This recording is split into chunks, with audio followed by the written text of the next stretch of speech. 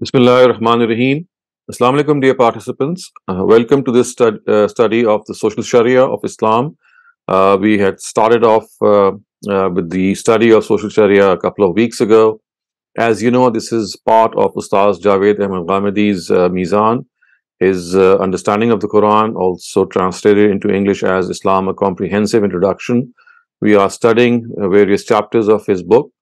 And as has been pointed out earlier, also these are not being studied in the same order as they are compiled. We are taking different chapters, and later on they shall be arranged in the sequence of the book.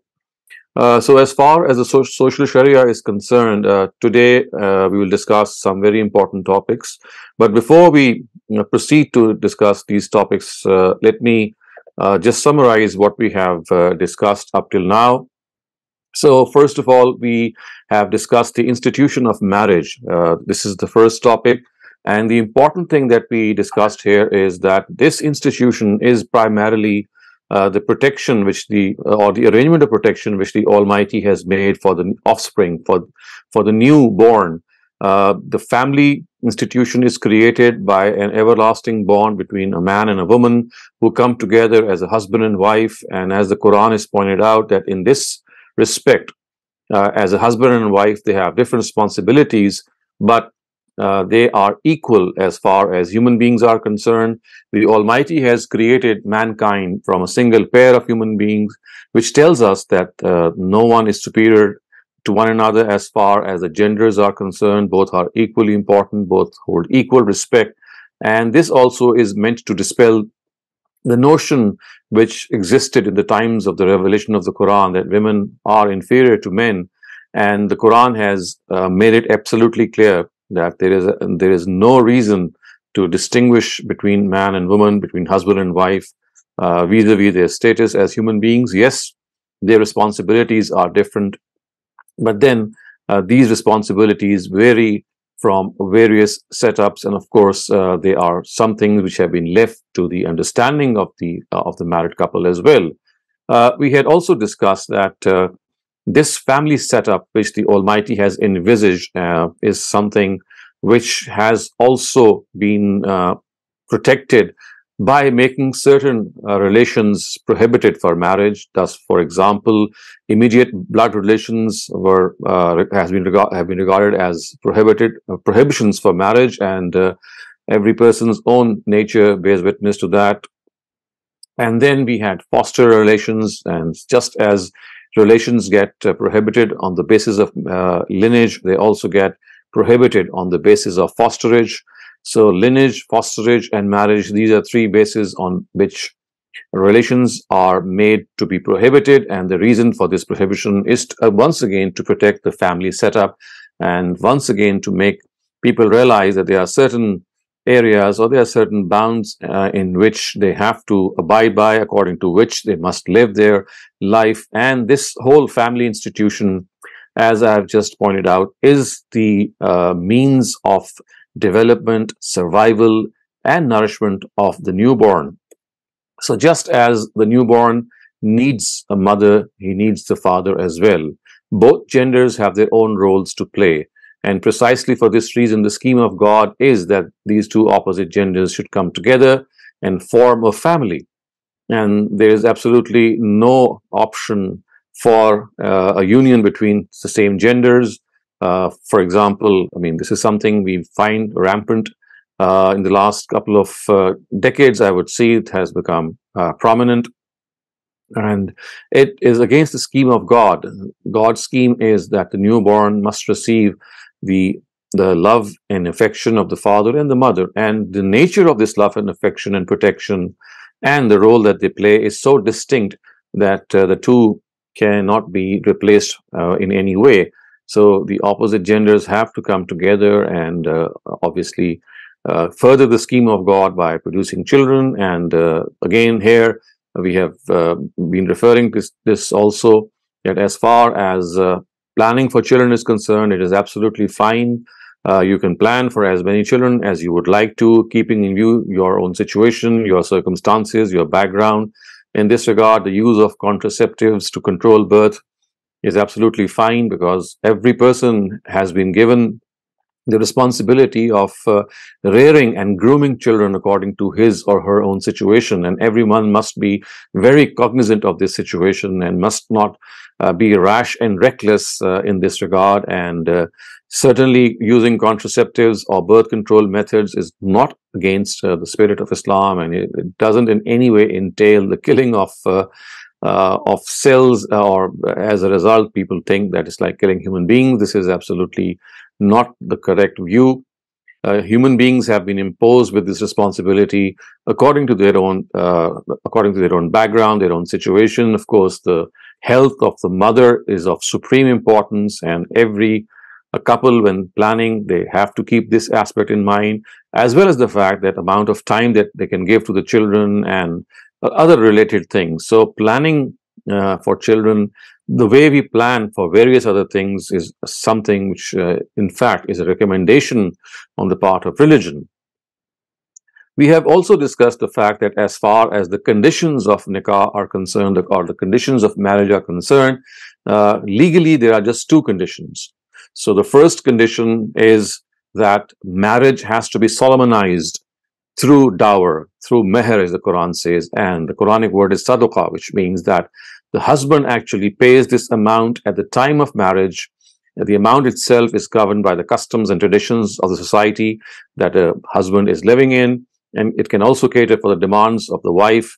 And basically, this is an expression on the part of the husband that the wife that he is now bringing home, he has taken over the financial responsibility of the wife.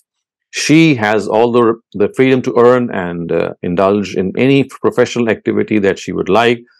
She can spend the money that she has earned in any way, but even if she's earning, even then the husband has to provide for her unless, of course, there is some agreement or there's some concession on the part of the wife. Otherwise, it is important that husbands must realize that when they are giving this dower at the time of marriage, it's a symbolic thing. It's a thing that they have to undertake, and that is why it is encouraged that in all such circumstances, whenever marriage takes place, this must be done. The dower must be paid at the time of marriage. And this concept of deferred dower, which has become so rampant and prominent in many Muslim scenarios in which weddings take place, is against the spirit of the marriage bond itself, and should only be resorted to when there is absolutely some compulsion, some necessity, and something is in a situation that we are not able to help it. Otherwise, it's in the fitness of things that the complete dower should be paid at the time of marriage. Also, this is no reason for any shame, because the issue of dower, the amount of dower in particular, when it is discussed between the two families, sometimes because of shame, because of shyness, people don't even discuss it, even though they might have an opinion. So this is the time when they have to realize that this is a very important condition of nikah, and therefore it must not be left unattended to. And the husband and the wife, of course, they can mutually agree, the families can mutually agree, but it has to be done. The second condition of nikah that we discussed was that it should take place between chaste women and men. Women or men who have been convicted by the court of adultery, they cannot marry. A chaste woman cannot marry someone who has been convicted of adultery or fornication by a court of law. Less than that, of course, even if someone has faltered, but the case has not been brought to the court, or the court has not adjudicated in this regard, then of course it would mean that there is this veil that has been stretched over the sins of that person, and hence he would be counted as a person who is still pure, and marriage can take place. So this is true for either of the two spouses. So these are the two legal conditions for the nikah to take place. So the first one is that it has to be solemnized through the dower, and secondly, only chaste men and women can undertake this. And as far as the condition of the wali is concerned, people think that it's a legally bound condition, with which we have been legally bound. That is not correct. It's the fact that the permission of the guardian or the permission of the parents is not necessary at all. It is a recommendation because, of course, it's not just the spouses who are getting married. It is two families who are coming together. So it's highly recommended that the marriage in normal situations and circumstances take place through the consent of the parents. But then this consent, of course, must be a reasonable. If there is some dissension, then it has to be some reasonable dissension. But in that case, also, if the husband's parents or the wife's parents, they don't choose to be part of the marriage function, this will not invalidate any marriage function. Of course, this question might be raised that why exactly is this not happening? Because generally marriages do take place with the consent of the parents. So they should have a mighty good reason if there is some other situation at hand, and that too they should realize is not something that can stop the boy or the girl or the man or the woman to get married. It is basically the consent of the two which is final, and as a result of this, parents should also take cue that as healthy parents, as parents who know how to deal with their adult children, they can suggest, they can present their own experience. They can even tell them that if some of their children or one of their children is doing something which they might think would be very, very critical, they can even tell their opinion, but they just cannot forcibly stop their adult children from getting married to whomever they want to, nor can they in any way create such hindrances as we generally see parents creating, especially in Oriental societies, especially in third world Muslim countries. So in this regard, the best thing is to present one's experience and advice, but the final decision has to be left to the boy and the girl. And I have cited examples from the Hadith literature which shows how the Prophet was very, very particular in this regard, that unless the consent of both boys and girls, both the boy and the girl is there, it should not happen in a coercive way. They should not be forced into marriage. So just as the dislike should not go to this extent that they don't even take part in this marriage, similarly, they should not be in a situation that they force their children to marry according to their own wishes.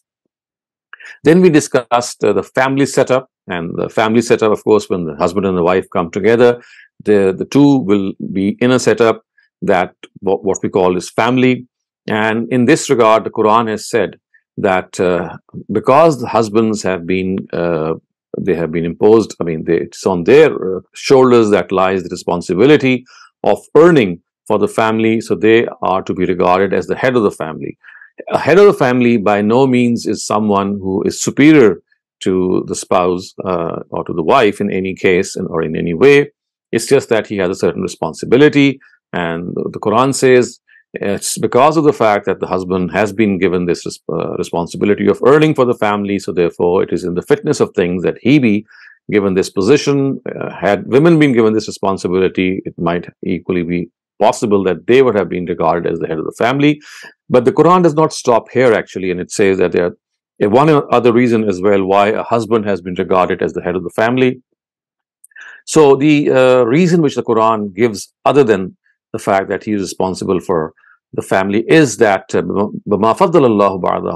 which means that he is more suitable in this aspect, temperamentally, psychologically, physiologically, and the ability to take decisions and to ability to take tough decisions usually is something which men or husbands are more akin to, more prone to.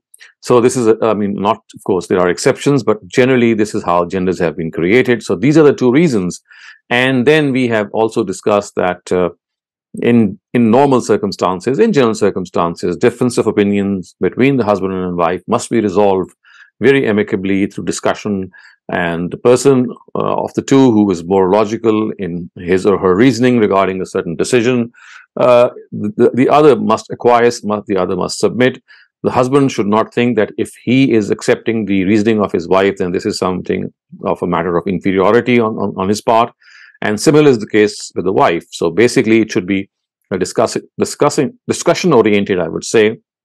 And husbands must realize that basically marriage is a companionship and not dictatorship. However, having said all this, there could be situations in which there is a deadlock. And this deadlock, of course, relates to strategic decisions. And strategic decisions, of course, relate to things that you have to decide between yourselves, in which the issue of right and wrong is not as much as the issue of preference is there. So in such issues, if there is a deadlock, then the Quran says, by virtue of the fact that he is the head of the family, then the decision of the husband will prevail. Not that it's correct, not on the basis of the fact that it is deemed correct by the Quran, but on the basis of the fact that someone's decision has to be accepted. If there is a deadlock, yes, the deadlock will be discussed, it will be tried to be resolved, but if it doesn't get resolved and there is a stalemate, then and things have got stuck, then you have to move on in life. So one decision has to prevail. The Quran says that this has to be the decision of the person who is the head of the family. We also discussed the issue of wife beating, and we provided the right perspective that this is a very, very special scenario in which a wife stands up against the husband's authority, and she actually claims that I'm going to be the head of the family and you have to submit to me. And it's like turning the wheel around.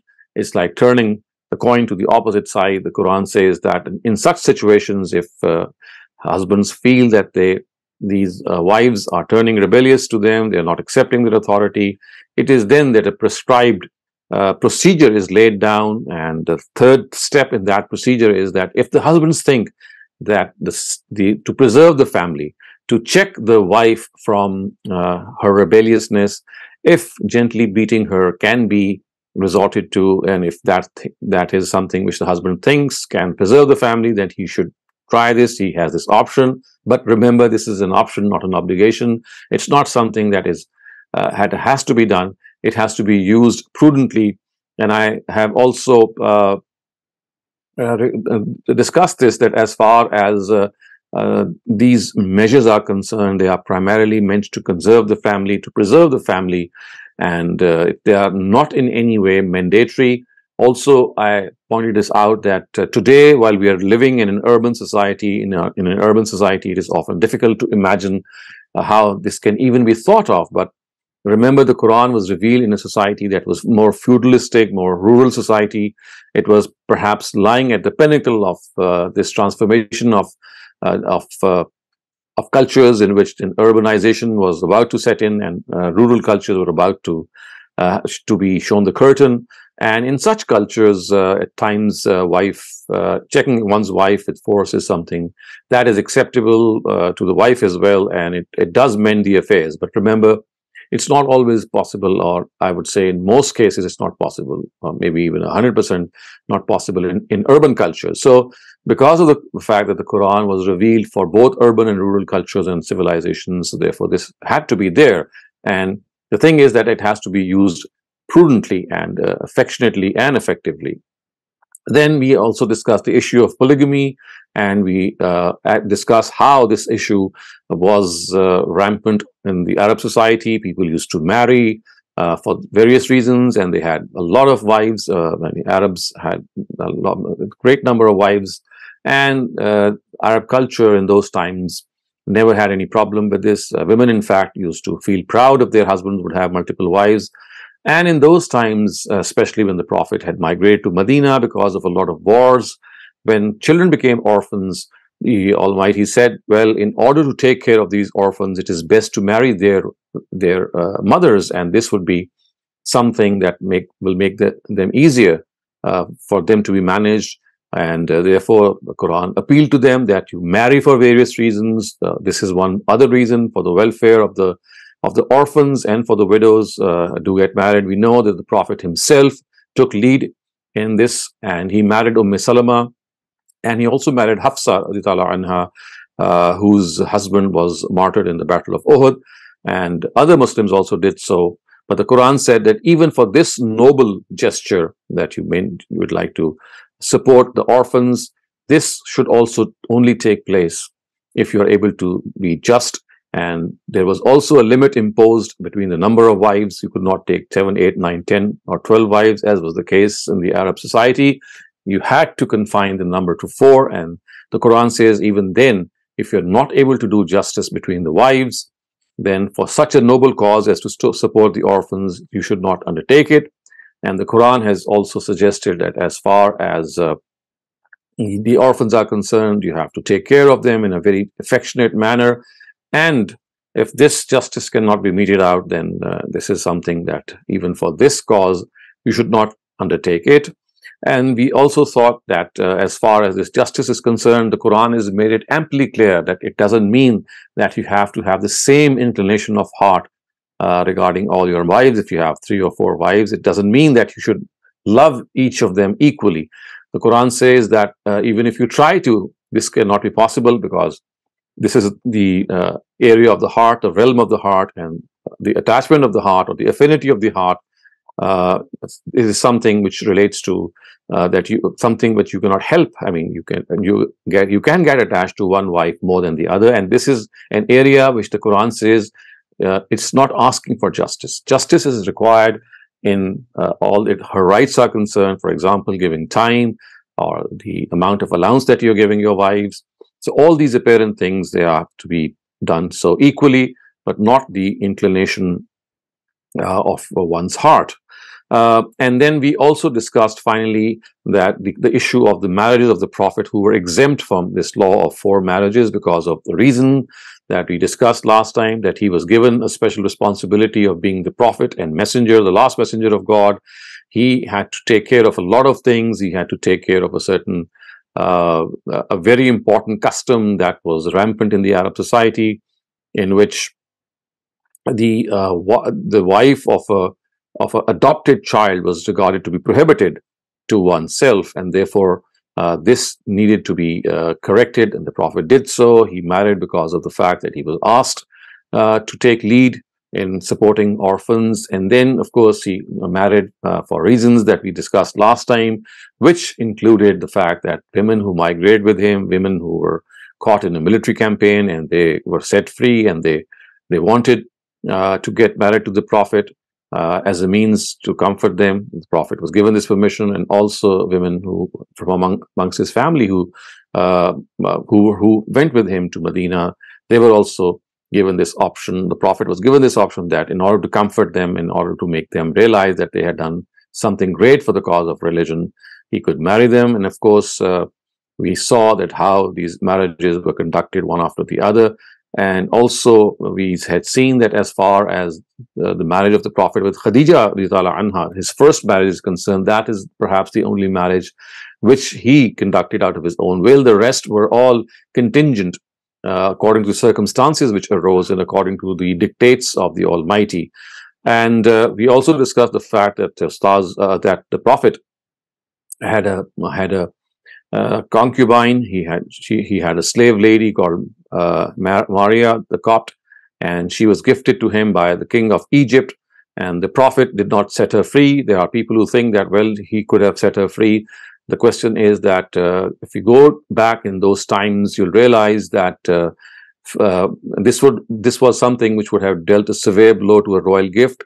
It was not the custom for a royal gift to go in such a way. And plus, more importantly, she was there in the life of the Prophet as a slave lady, so that the Prophet, during that time of interim time of slavery, in which slavery was given sanction, he could show to the rest of the people who still had slave women that how they should deal with them. So he set an example, and it is reported in history that virtually she enjoyed the rights of a wife, although she was not a wife, but she had the same rights, and the respect that she commanded was also something which everyone saw. So someone had to present this example, which the Prophet did.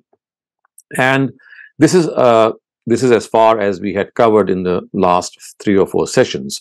So today we will move ahead and discuss some more topics. And coming up is the first topic is of very supreme importance. It's also a very sensitive topic. It's also a culturally tabooed topic. People generally don't discuss this, but because of the fact that it's a very essential part of marital life, the Quran has made it a point to discuss it, and we will discuss what the Quran says. So this is what we call the etiquette of sexual intimacy, of course, implying between the husband and wife. So let us read these verses. These are verses 222 and 223. Bismillahir Rahmanir Rahim. وَيَسْأَلُونَكَ عَنِ الْمَحِيزِ قُلْ هُوَ أَذًى فَاعْتَزِلُوا النِّسَاءَ فِي الْمَحِيزِ وَلَا تَقْرَبُوهُنَّ حَتَّى يَطْهُرْنَ فَإِذَا تَطَهَّرْنَ فَأْتُوهُنَّ مِنْ حَيْثُ أَمَرَكُمُ اللَّهُ إِنَّ اللَّهَ يُحِبُّ التَّوَّابِينَ وَيُحِبُّ الْمُتَطَهِّرِينَ. I'm just going to translate up till now, up to the point that we have read, and then I'll read out the next part of the verse. And they ask you concerning women's courses, of course, referring to their menstrual cycles. Tell them they are in impurity, so keep away from women in their courses and do not approach them until they have cleansed themselves from blood. But when they have purified themselves after taking a bath, approach them in the manner the Almighty has directed you in your instincts. Indeed, God loves those who constantly repent and keep themselves clean. And then the Quranic verse is, or the remaining part is, Nisa'ukum harthul lakum fa'tu harthakum anna shi'tum wa qaddimu li anfusikum wattaqullah wa'alamu annakum mulaquh wa bashiril mu'mineen. These women of yours are your cultivated land. Go then into your land in any manner you please, and through this plan for the future of both this and the next world, and remain faithful to God. And bear in mind that you shall necessarily meet him one day.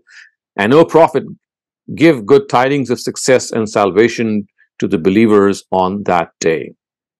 So if you take a note of the words that have been just narrated before you, you'll see in summary that there are three things, or that there are three areas regarding the prohibition, in which there is a prohibition vis-a-vis sexual intimacy.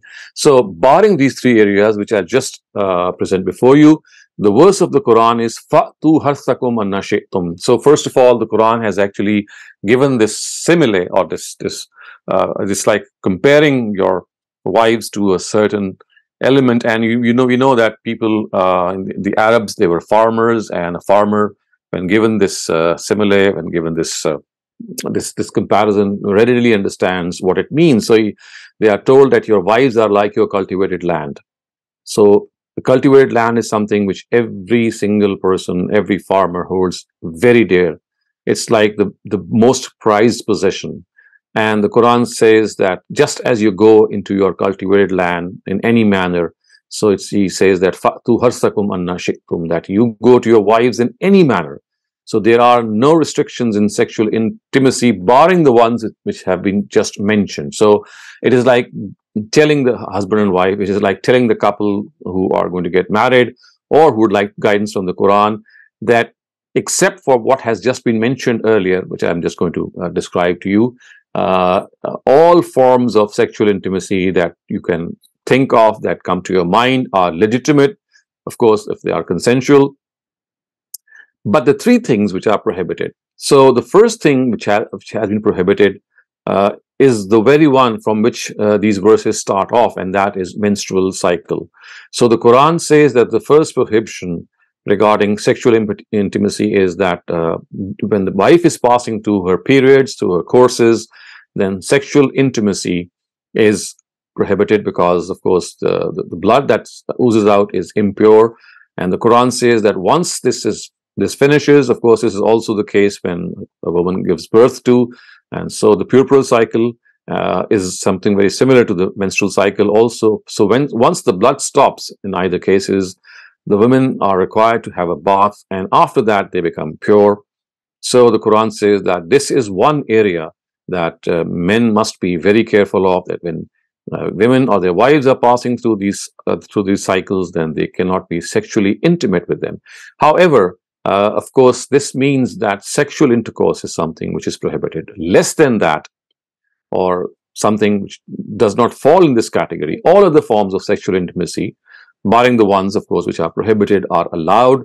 And just to give you an idea how this allowance is there, let me cite some narratives which Ustaz Ghamidi has cited in his book, which will tell you that even during the menstrual cycle, how the Prophet's wives would conduct their affairs. So it is narrated about Aisha anha that during her menstrual cycle, she would comb the hair of the Prophet when he would be offering itikaf in the mosque. So the Prophet would just peep out he would just expose his head to the quarters of Aisha, and the other part of the Prophet below the neck would be still in the mosque, and she would comb her hair, implying the fact that this is not an impurity. I mean, because we know that the Jews at the times of the revelation of this verse would regard women to be impure once they would pass through their menstrual cycle, and there was a lot of hue and cry in such situations. Women would at times be regarded as untouchables, and they would not sit in the company of men. So these extremes were done away with, and the Prophet said, well, actually what has been prohibited is sexual intercourse. Other forms of interaction are absolutely fine. So it is further narrated from Aisha that the Prophet would read the Quran while placing a pillow in her lap. She would be passing through her menstrual cycle, and the Prophet would place a pillow in her lap, and he would place the Quran on it. In another hadith narrated from her, she says that when any of the wives of the Prophet would be undergoing her menstrual cycle and the Prophet wanted to be intimate with her, he would direct her to tie a loincloth on the lower part of the body, and he would then approach her. This again tells us that any form of sexual intimacy other than sexual intercourse is something which the Prophet did. And he, of course, by his example, by his the way he conducted himself in such situations, tells us how we should also be careful in this regard. Yes, sexual intimacy in the form of intercourse is not allowed, but other forms of sexual contact, there's absolutely no problem about them. One thing that I'd also like to clarify here is that in such a situation, people often think, or this is a huge misconception amongst Muslims, that women, when they are passing through their menstrual cycles, they cannot touch the Quran. There is no such prohibition mentioned anywhere in the Quran or in the Sunnah of the Prophet. And so therefore, if they would like to touch the Quran, they would like to read the Quran, they would like to there are women who have the Quran in their heart. There are women who would like to teach the Quran because they are teachers. There are women who would like to read the Quran from the Mus'haf, from the book itself. It is perfectly fine as far as religion is concerned. Yes, if by their own taste or inclination they would not like to do so is another thing. But they must remember that there is no prohibition in this matter vis-a-vis religion. The second and third prohibitions are mentioned adjacent to one another in the verse that we have just studied, and it says that once women have passed through their menstrual cycles and they have become pure by having a bath, the Quran says فَأْتُوا حَرْثَكُمْ أَنَّ شِئْتُمْ, that you should go to your women, in the way you'd like. فَأْتُوا حَرْثَكُمْ أَنَّ شِئْتُمْ, as far as your instincts are concerned, you can go to your women. And remember that this is something you would also relish. So the Quranic words are فَإِذَا تَطَهَّرْنَ فَأْتُوهُنَّ مِنْ حَيْثُ أَمَرَكُمُ اللَّهُ. So once they have become pure, فَإِذَا تَطَهَّرْنَ, by having a bath, فَأْتُوهُنَّ مِنْ حَيْثُ أَمَرَكُمُ اللَّهُ. You go to them, you approach them, you enter them from where God has guided you in your instincts, which tells us that only vaginal intercourse is something which has been allowed. Oral intercourse, or for that matter, anal intercourse, is something which the Quran has not allowed. And therefore, the proper way of having intercourse is through the way which we have been guided through in our instincts. Oral sex, in which of course we know what happens, and anal sex, we know what happens, and both these forms of sexual intimacy are disallowed by the Quran. So if we can sum up, we can say that there are three prohibitions vis-a-vis sexual intimacy, and if they are kept in mind, then all the other forms of intimacy, whatever comes to their mind, to the mind of the couple, they can be indulged in, they can be practiced. So first is sexual intercourse during menstrual cycles of the wives. The second is oral intercourse, and the third is anal intercourse. Other than that, there is no other restriction which the Sharia has mentioned. So this is an area, of course, which is a taboo subject. This is an area in which there are a lot of questions. This is an area which is seldom discussed. So not for the Quran, not for the Prophet, because this is part of our marital lives, and a lot of confusion and a lot of misinformation and disinformation prevails in this area. So therefore, it is of utmost importance that we discuss this. Now we go on to the next topic, and this topic is called ilah, and the word ilah is a form of severing of marital ties between the husband and wife, which took place in the times of the Prophet. So it is called ilah. This meant that as far as a husband would concern, he would swear an oath to sever sexual relations with his wife. So he would say that I swear that I'm not going to have relations with you.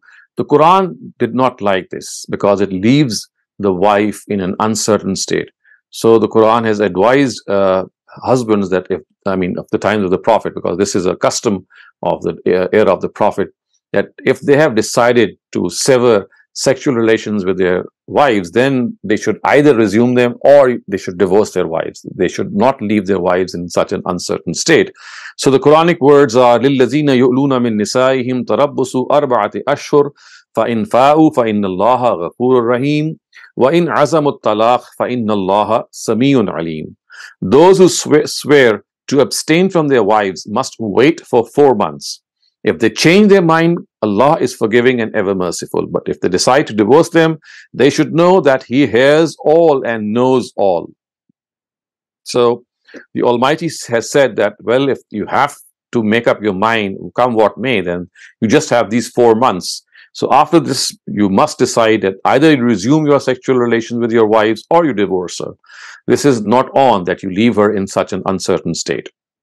And we can also see that exactly on the basis of this, the Prophet has also said that just as men should not sever marital contact with their wives without any reason, on a very similar basis, women have also been advised that without any legitimate excuse, they should not sever relations with their husbands, because this is something which will open the door to many other evil things, and the husband would sneak in and he might fall into. So therefore, in normal circumstances, because of the fact that the Quran has said that both are a robe to each other, hunna libasul lakum wa antum libasul lahunna, which means that women and men are like attire to one another. They protect one another from the vicissitudes of weather. They also protect one another from getting into sin, and they are a means of satisfying a very legitimate desire.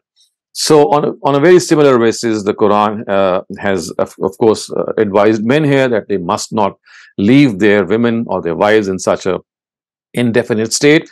And on similar grounds, you'll find that there is a narrative of the Prophet which says that when a husband calls his wife to bed for intimacy and she refuses, and as a result the husband spends the night in anger, then angels curse the wife all night until dawn. Now this narrative has been understood to mean that whenever the husband calls his wife for sexual intimacy, she has to obey come what may, and if she doesn't, then the angels will curse her until dawn. This narrative must be understood in the light of the Quran as well. It means that when a husband calls his wife for this relation, and obviously she is denying his right without any reason. I mean, she's not tired. She's also in the mood. She has all the reason to be intimate with his husband, her husband, but she willfully denies him.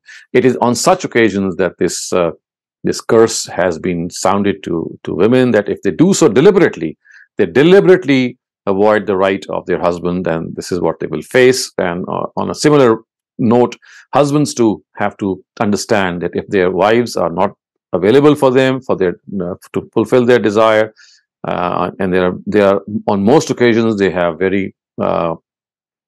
have sound reasons, I would say, then this narrative does not apply in those situations. They have to create an atmosphere in which their wives would like to become intimate with them, and this is something which husbands seldom realize today, and they think that a wife is at their bidding, and whenever they call her, or they call her wife to their own wives for this purpose, then they should immediately comply.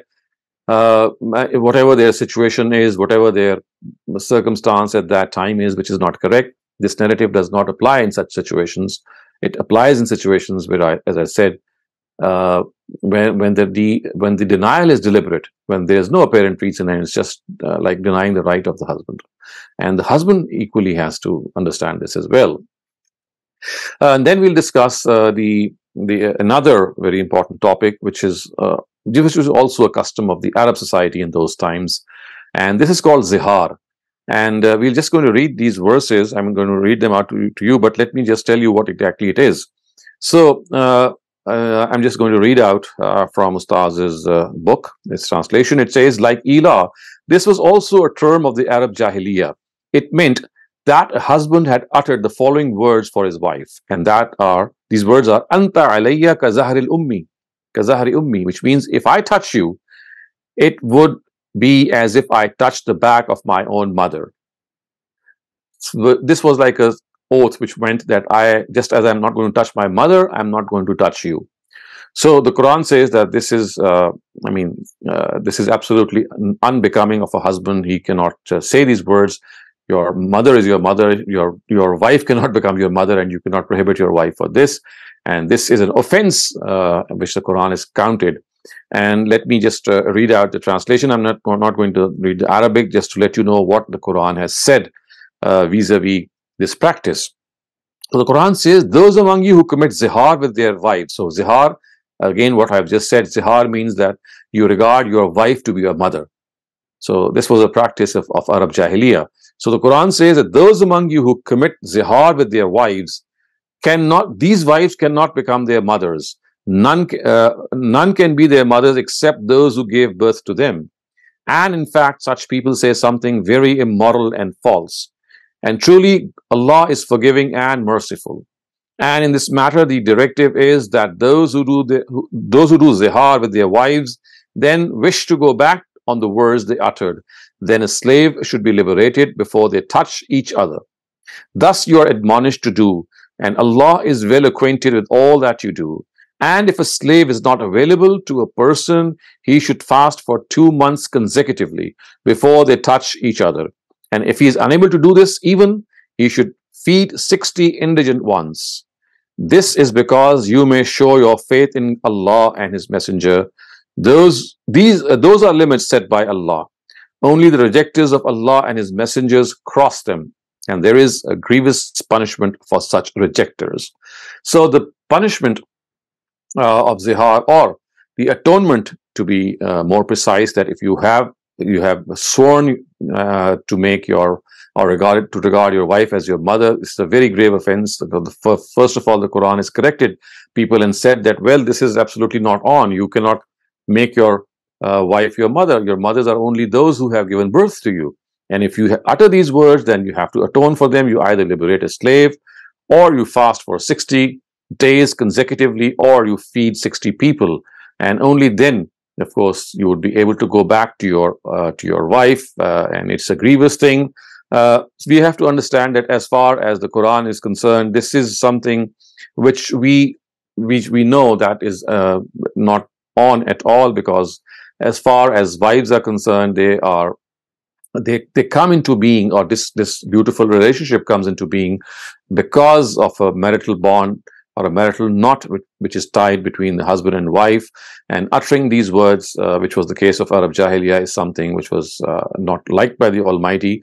And because the Prophet was the last Prophet, Prophet Muhammad was to be the last Prophet, so these customs had to be set right as well. So we just discussed Ila. Again, the Quran said that this oath that you swear to sever sexual ties with your wives, this is also something that has to be done away with. And the practice of zihar has to be also done away with. And this brings us to an end to today's session as well. In the next session, inshallah, we'll take up a detailed topic, and that is the topic of divorce. It is something of it's something of which has been covered very, very comprehensively by the Quran. In fact, there is a whole surah of the Quran which is called Surah Talaq, which discusses the issue of talaq, which also tells us that if you have to part ways, then there is a method to it. Neither ila nor zihar, none of them is the right way to part with your wives. The correct way is the one which the Quran has suggested. Inshallah, we'll discuss that in our next episodes. And remember, this is something which has also been given to us in a way that we must realize that this is an obligation that we must follow, and we must not in any way violate it. So we now come to an end to today's session, and if you have any questions regarding what we covered today, please raise them. Thank you very much, Dr. Saleem. I would request the participants to please raise their hand if they have questions, or type them in the chat. I think Saleem and Ahmed, you've been trying to unmute yourself multiple times. Do you have a question? Assalamu alaikum. Yes, please go ahead. Doctor साहब, मेरा सवाल ये है कि masturbation के वाले से, कि जब आपने गामदी साहब से कहा था, सवाल किया था, तो उन्होंने कहा था कि ये हलाल है हम्बली फिका में। तो उसके बाद मैंने जब सुना पढ़ा तो उसमें कहते हैं कि हनफी, शाफी, मालिकी तीनों में हराम है। और कुरान शरीफ में जब सूरत नूर में आया कि जब तुम निकाह की इस्तात नहीं रखते तो अपने आप को पाक दमन रखो, वहाँ पे भी ऐसा कोई इशारा नहीं दिया गया। और उसके अलावा पूरे कुरान में कहीं ऐसा कोई इशारा नहीं। अल्लाह ताला जानते थे कि इस चीज की आदमी की ख्वाहिश है, और ना हदीस में ऐसा कोई इशारा है। और रसूलुल्लाह से जब पूछा गया था तो उन्होंने कहा था कि रोजे रख लो, उन्होंने भी ऐसा कोई इशारा नहीं दिया। और इब्ने अब्बास से जब एक शख्स ने कहा था कि मैंने ऐसा किया है, तो उन्होंने कहा था कि इससे बेहतर निकाह था और ये जिना से बेहतर है, तो उसमें भी ऐसा कोई इशारा नहीं था। तो अगर गामदी साहब ने इसे कहा है कि हलाल है तो इस पर थोड़ा एक्सप्लेन कर दें please. So as far as masturbation is concerned, or self-gratification is concerned, you see, first of all, you have to have recourse to the Quran, and then, of course, to the sayings of the Prophet, if you have to regard something as prohibited. So whether the Quran has recommended something or not is another case. But expressly, there is not a single verse in the Quran which says that masturbation is prohibited. The fact that there are some verses which have been implied to connote the fact that masturbation is prohibited. Of course, the most significant of them is that when the Quran says "Illa ala azwajihim aw ma malakat aymanuhum," which tells us that sexual relations with the sexual relations which a person has to satisfy can only be through his wife, and through in those times, of course, specifically regarding slave maidens. It is here, that you have to understand that if this was to be used as an explanation of the fact that you cannot have sexual relations other than the ones which have been prescribed, then the important thing is that this verse is not referring to masturbation in any way or prohibiting it. It is just telling us that if sexual relations are to be satisfied with a partner, with someone who is going to be with you, then that partner can only be your wife, or in those times your slave lady. No other person can be responsible or could be with you to satisfy your sexual urge. So people who have derived the prohibition of masturbation from this verse, they don't realize that it's not talking about the fact that you cannot satisfy your sexual urge other than your wife and your slave lady. What it is saying here is that other than your wife and slave lady, there is no other person that you can go to satisfy your sexual lust. As far as the fact is concerned that if you're not able to marry, then you should try to keep should not indulge in sin. It is not referring to masturbation. It is referring to the fact that you should not indulge in adultery, in fornication, in zina. And that is what that verse is stopping. And as far as the Prophet is concerned, there is not a single hadith which explicitly says that, or even implicitly says that masturbation is prohibited. There are some narratives which people present, but none of them is authentically narrated from the Prophet. They are weak and at times absolutely unreliable ones. So if as far as Abdullah ibn Abbas's opinion is concerned, we find other opinions ascribed to him as well. For example, the Sahaba, when people came up to them to discuss this practice, we know that they said that, well, it's like your own fluid. If you would like, why don't you just waste it away? We have these examples or these words being narrated from them. So all in all, I'm not going to go into details regarding the four schools of fiqh, because they have their own reasoning and they seldom rely on just the Quran and Sunnah. They go towards I mean, at times they go towards weak hadith, and then at times they go towards the aqwal of the tabi'un too. So as far as the Quran itself is concerned, there is no express prohibition. As far as authentic ahadith are concerned, there is absolutely no prohibition. So this is how Ustaz also explains it, and this is my opinion as well. Had it been prohibited, we would have had an express verse from the Quran or something from the Prophet. In the absence of this, it is left to our own discretion. Obviously, the medical side of masturbation is something that has also to be considered, which is not the topic of the Quran. It becomes a hazard because once a person starts doing it, it goes to an extreme. So that is something that has to be tackled in another way through your own medical sense. But what we are discussing here is religious prohibition. So neither the Quran nor the Hadith, as I've just explained, in any way, in any even a small way, have anything to say about the prohibition of self-gratification. Thank you very much, Dr. Saleem. Sulaiman Ahmed, do you need any more clarifications, or was that it? जी मेरा सवाल आगे से है कि अगर एक नौजवान है जो फाइटिंग गेम्स खेलता है लाइक किक बॉक्सिंग वगैरह, वो ऑलरेडी खेल रहा है और उसको अब पता चला है कि ये सही नहीं है, तो जो उसने इस पे अभी तक कमाया है वो फिर कमाई हराम में तो नहीं आएगी? तो इस पे थोड़ा explain Obviously, I mean, you see, when a person realizes something, realization is something which always applies as soon as one realizes it. In the past, any such realization will not be effective. And even then, I mean, kickboxing or life-threatening games, they are not, I mean, you cannot term their income as haram in any way. All that you can say is that they are health hazards, they are things which are life-threatening and you should not indulge them, they are not recommended. But if a person, in spite of this advice, does indulge in these things, their income cannot be regarded as haram in any case, even if they do it. This Ms. Ahmed, please go ahead. Assalamu alaikum, Dr. Saleem. My question to you is that if a husband and a wife,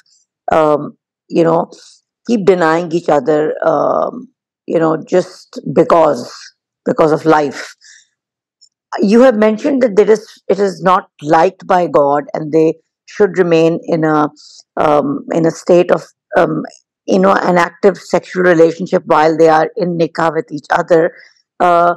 But is there a reward after life? Because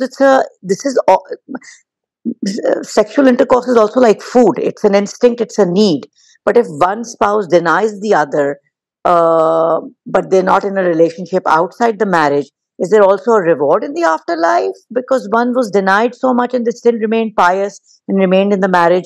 How is that addressed in Islam? So all rights which are denied and for which a person remains steadfast and patient, whether it's sexual intimacy, whether it could be any other, obviously it's going to earn God's reward, because you did not indulge in something which was proscribed, and you remained patient and you bore the brunt of it in a way that was, of course, I mean, it was very hard, but you still bore it. So yes, I think it would bear fruit for that person. But the question again is that this is something which, today there are couples who complain. I mean, there are couples, sometimes the wife is complaining, sometimes the husband is complaining. So other than the fact that this denial, is there, one important thing which the couples should address is that the reason of that. What is the reason for that? So if I can be more explicit and if I'm more candid in my response, I find that in today's world, men don't know how to, perhaps indulge in these relations the way a wife would like to have them. So there are things in which maybe they need to be taught, or maybe they need to read up more, maybe need to understand how the needs of the wife are to be addressed. So because I deal with a lot of cases which come to me, I can tell you out of my experience that in most cases it is the inexperience of the husband which puts off the wife. That is the result of the fact that at times she becomes so disillusioned that she just says that I don't want this to happen, because it becomes more of a pain or more of a practice which has ill effects on her. So I think that, of course, yes, this is something which is which would bear reward. But other than that, I think this is one area that both husband and wife must work on. They must maybe consult a sex therapist, which they advise you in a way, in a manner that you know how this practice has to be done. Again, because of the thriving porn industry today, the way men and women view it and the way they would like to practice it as a couple is once again something which leaves a bad taste at times between the husband and wife. So you see, we have a lot of external factors going on, and these external factors, they have to be addressed. And instead of becoming disillusioned, or instead of just giving up on your husband or on your wife, I think this is an area that you have to be proactive, because after all, this is the pleasure which the Almighty has placed in, this is the bliss that has been placed by the Almighty between husband and wife. It makes them close to one another. It is something which really cements their bond, because if you fall short in this, then this is that crevice which develops and then becomes a big, it's like a big gap that might develop, and the wife also starts looking out of the marital knot, and the husband also starts doing so, because they are not satisfying one's needs. So the important thing is that this has to be addressed. I speak on this issue, have spoken on this issue on various forums, and I think, as I said, this is generally this occurs because of a lack of education regarding what is to be done in this situation, how exactly a husband and a wife need to satisfy one another, and what exactly are these practices that should be conducted. So I think this is a matter of education. There should be no shame. There should be no inhibition in learning these things, because you see, a lack of not knowing these things is taking its toll in marital relations. I think that is a very, very important point that you raised. Another thing, Mike, is there a frequency? I know, of course, it's something instinctual, but does Islam say, because, like in other practices of Islam, you're supposed to say your namaz 5 times a day, you do your roza to keep you, in a certain loop. Is there a loop in this also? There's no such thing, because you see, worship rituals, they are our spiritual need. So this is a physical need, and I mean, it depends on the couple. It depends on a lot of things. There's nothing has been prescribed. It's totally the prerogative, totally the choice of the couple. Okay. Thank you so much, Dr. Saleem. Ghamidi, you're up next. Please go ahead. Okay, thank you, Mario. Sir, आपने एक रिवायत coat की कि during इत्तिकाफ Prophet sallallahu alaihi wasallam used to take his head out and Hazrat Aisha comb it. So, sir, isn't it during itikaf it is undesirable to interact with other people, especially intimately, and put our focus more on ibadat? Like, this is a very erroneous concept. I mean, 24 hours in itikaf, you need to freshen up yourselves. You need to take a bath. That's another thing which people generally think, that you cannot take a bath during itikaf.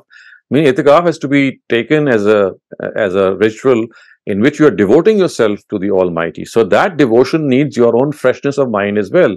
Remember, if you're sitting for 10 days, as the Prophet would do so, you just cannot. It needs something of a superhuman effort, and not only that, I mean, it makes you lose interest also. So this is a wrong notion that I mean, you cannot do things. Yes, what the recommendation is that only compelling human needs should be met with in such situations. Other than that, if you need to even go out of your mosque place of itikaf for any compelling human need, you are allowed to do so. I have seen people these restrictions which were never part of the Prophet's directives, that they would not allow even the person who is sitting for itikaf to go for the funeral of a very close one. So I have seen a father being denied the option to go to attend the funeral of his son simply because he was sitting in itikaf. I mean, this is no recommendation. The recommendation is that yes, you have to devote yourself to God in these 10 days or 9 days or whatever the time you have, as much as possible. But any compelling human need is something that can be met with. And this is what the Prophet did. And unfortunately, instead of following the Prophet, we are following more of our own self-imposed restrictions. I'm sorry, sir, if it's being disrespectful, but was it a compelling need? You see, you don't know in those times that sitting in the mosque for 10 days, and the mosque was not something which was outside of the premises. It was his own quarters, his own room, or Aisha Ta'ala Anha's quarter was like this. It was absolutely adjacent. So if the Prophet just stuck out his head so that she could comb his hair, I mean, I find no reason to be against it. He could have done it himself, and if he had asked his wife to do it, there's no difference for that. Because I mean, he was not even going out of the mosque. He was just, I mean, within the mosque, and he was just letting her do so. So, I mean, this also sheds light on how, at times, what might seem uncompelling to us could be compelling to someone else. So, let the person decide what is compelling for oneself or not. I mean, it could not be compelling for you, but it could be compelling for someone else. Right, sir. Thank you very much, sir. Siddiqa, please go ahead. Assalamu alaikum. Thank you so much. My question is regarding a term in Surah Nisa. I believe it's in Ayah 34. There's a term, nashuz, which I believe means rebellion. I wanted to know, besides cheating, what else would qualify as rebellion? Well, cheating is, of course, something which we know is an extreme form of that. Other than that, I mean, if you say that, well, my decision is going to prevail, if there's a difference of opinion, that is what nushuz is. So you see, nushuz is that you take up the stance of your husband or the position of your husband. So a husband is the head of the family. In case of a stalemate, in case of a deadlock, his opinion would prevail. Not that it's because it's right, but because someone has to, I mean, someone's opinion has to prevail. So the Quran deemed it appropriate that because he is running the show or he's running the affairs of maintenance, so he be given this right. So if the wife starts to stand up and challenge this authority and says that, well, if there is a deadlock, then my opinion is going to prevail. So this is another example of nushuz, and it need not be something which is going to take place. I mean, you have to witness it in order to stop her, because the Quran says when you fear rebellion, so which means that you it's not happened already, but you know that it might even happen very, very soon. So in such a situation, in order to curb it from happening, you can undertake this measure. Thank you so much. Thank you, Dr. Saleem. Bisma Tirmizi Ahmed, please go ahead. Yes, Dr. Saleem, tell me, I'm assuming that in the Arab times, water was a little scarce. What is the prescribed way for people to cleanse themselves if there's no water available, after sexual intercourse? And, are women supposed to wash their hair every time? Is that something that is, people just say, or is there true factual Islamic? You see, this is not correct to say that water was scarce in the times of Prophet. Water was there. But yes, there are exemptions in case of illness, in case of any other reason. Scarcity is also one reason. You can do tayammum. It will suffice for namaz. It will suffice for other rituals as well. So tayammum, just as it is something that you can do in the case of wuzu, it also is something that you can do in place of ghusl as well, if the situation is such. As far as the method of ghusl is concerned, it is something that has been demonstrated by the Prophet, and we know that the wives of the Prophet have transmitted the way the Prophet would do this ghusl. I mean, you can look it up, but the summary of that is that you just need to thoroughly wash yourself. Women at times, they have hair which is tied together, so it's not essential that they open up the hair. It's just that if the hair is braided or tied, they just need to spill some water in a way that it as far as possible it wets the hair, and that is sufficient. So, but for any reason, if this is not possible, any reason, which means that you're compelled out of necessity not to have a bath, and as I said, illness could be one of those reasons, and scarcity of water could be another reason. So in such a situation, doing tayammum would suffice as well. Okay, thank you so much. Shiraz Ahmed, please go ahead, and then we'll move on to the chat questions.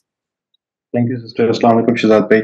Shraddha, my question is again related to 434, what Sadiqa asked earlier regarding the shoes, right? So you said cheating is an extreme form of it. So let's not discuss that. But because Nishuz in itself, like you have explained in the past, and Ghamidi Sahib have explained on multiple occasions in the past, that it's not about any disagreement, just any random disagreement, right? Husband and spouses are two different people, that they can have their own mindset, and there can always be a difference of opinion. So if I break the law, if I break the signal, traffic signal, it's the example given by Ghamidi Sahib. I am breaking the law, but it's not rebellion against the state. Wife can do the same. So this question comes up a lot when during Quran classes, that what exactly qualifies as nushuz, because it's in it, the word itself is an extreme form. That's why Sadiqa was earlier on asking specific examples. So cheating, how extreme may it sound, is a specific example.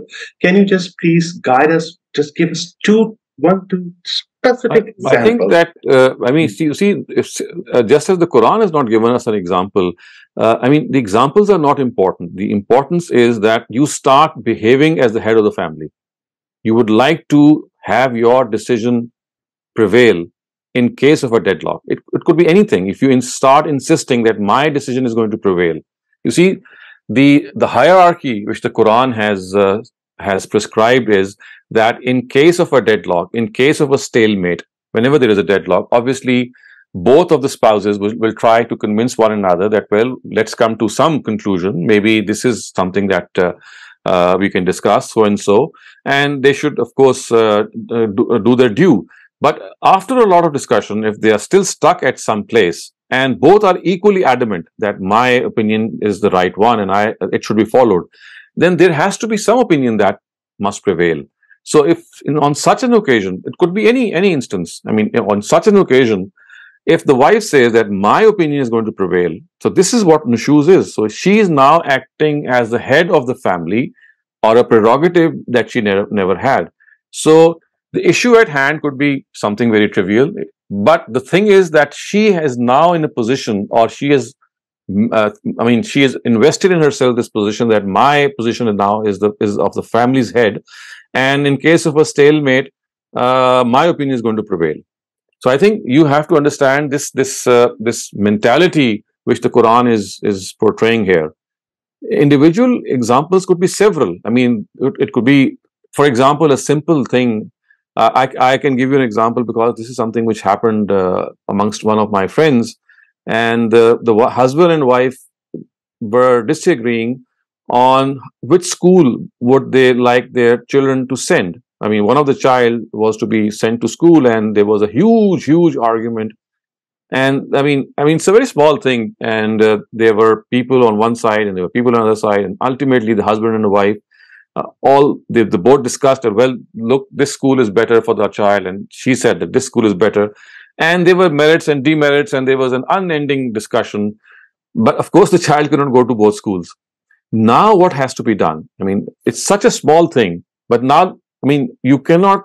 I mean, if the husband had let it go, and he would have said, well, my opinion is correct, but I let your opinion prevail, that would have been fine.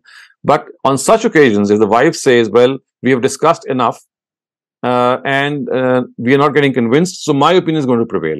So whenever this situation or this scenario arises, it is here that the Quran says that this is nushuz. But let me ask you: did this resonate with you? Does this make matters clear? Because this is an important I will tell you when I become a wife. But for now, Shraddha, just a follow-up question. Okay. That will never become. So this. Because so many sisters, right? They're half of my age. They're like daughters to me. They ask me this question, and many times they have very legitimate point. So supposedly, it's just a follow-up question on this exact same word, nushuz.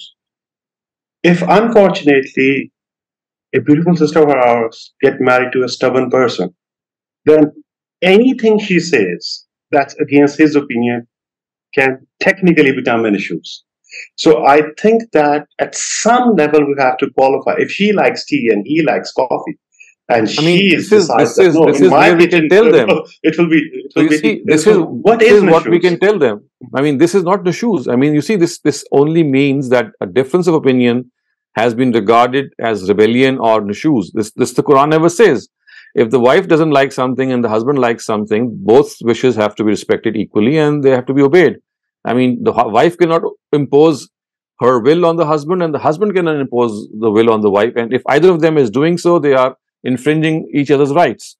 So I think what has happened is, because in our subcontinental culture, uh, any difference of opinion is regarded as nushuz. So therefore, people don't make this distinction that nushuz is an extreme case. And in my so many years of marital counseling, I have yet to see nushuz. Can you imagine? I mean, cases of divorce come every now and then, but very few women challenge the authority of their husband, because they already know that this is the setup they're following. It is generally a wrong perception of nushuz, as a result of which the husband flouts the rights of his wife, that this takes place. Otherwise, I mean, we can ask ourselves that why at all would a woman do this? I mean, before marriage, when she's coming into contact with her husband, she knows that he's the head of the family. She's accepting her as the head of the family. I mean, she's entering into this bond by first acknowledging that I'm not the head of the family, he is the head of the family. So she's doing this consciously. So you can just imagine that how at all this situation can arise. So first of all, it's a very, very exceptional situation. It's not like a thing that's going to happen in the life of every person. But yes, there could be instances.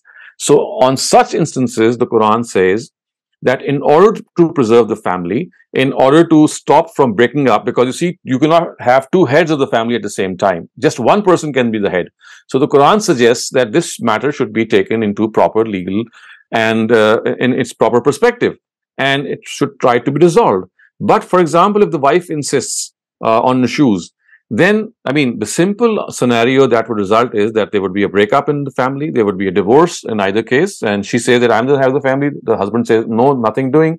So ultimately, when the husband would also see that any measure that he takes will not disallow the wife, then the normal situation that should arise in these situations is that he just, I mean, lets go and let the wife, and sets free the wife. And the wife, of course, would know that this is the only other alternative.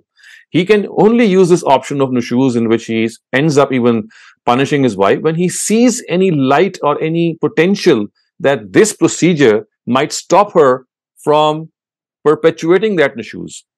So you see, I mean, this is such an exceptional situation. And I often talk to a lot of women on this issue. And I also, I mean, let them know that this seldom arises in the life of people. So you must not confuse nushuz with any difference of opinion. And people who have done so, they think that this is a normal practice. Thank you, Zalpay. I've already taken too much of your time. In future, maybe I will come back to you or have a separate discussion with you on this question. Yes, my last comment is that even the Prophet himself said, in his hadith, that when I tell you something about religion, you must follow it. So even he is defining that what is nushuz in his case, then when he tells us something that is specific to Islam and we don't regard it, of course, we are performing nushuz against it. But if Prophet tells me that Shiraz wear black and I think that pinks look good on me, the wifey touch, right? So I can wear pink, and it's no disrespect to Prophet and God. That's where I think that people like you, I need to learn from people like you exactly the boundaries, that from where the nushuz start. Not a specific example like going to school, I'm not looking for that, but after what limit the nushuz starts. Because everyday life, we can have disagreements, but I think I've already taken too much of your time. And in future, I will still need your time and guidance on this word. I know this is it's a very sensitive issue, and maybe we need more time to discuss it. Thank you very much, Dr. Saleem. Thank you. We're all out of time. We still have a few questions in the chat. If you allow, we can take two short questions. Yeah. Okay. Please proceed. The first one is, can a man teach a woman and vice versa? Yes, absolutely. Thank you, Dr. Saleem. The next one is, if a couple does not have children and the whole purpose of marriage is to provide a safe environment for children, what do we say to those couples? Are they of no use? Certainly not. I mean, they can adopt a child. I mean, adoption is not prohibited. And But of do course, they this have is also, I mean, they don't have to. But if they are managing the way they are without getting any children naturally, and if they are still perfectly engaged and they find that there's nothing which is pressing, they can remain as they are, because we should also know that this is also an exception. So in God's world, the number of people who don't have children at all, if you measure them against those people who have children, the percentage would be awfully little. So this is a very, very rare exception if you take it in the whole grand scheme of things. But in such cases, it is on the discretion of the couple. If they would like to remain as they are, or maybe adopt children, or even take pets.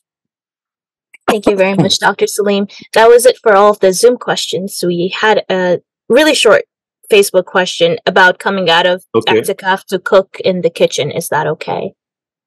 Well, if there is no other option left, then yes.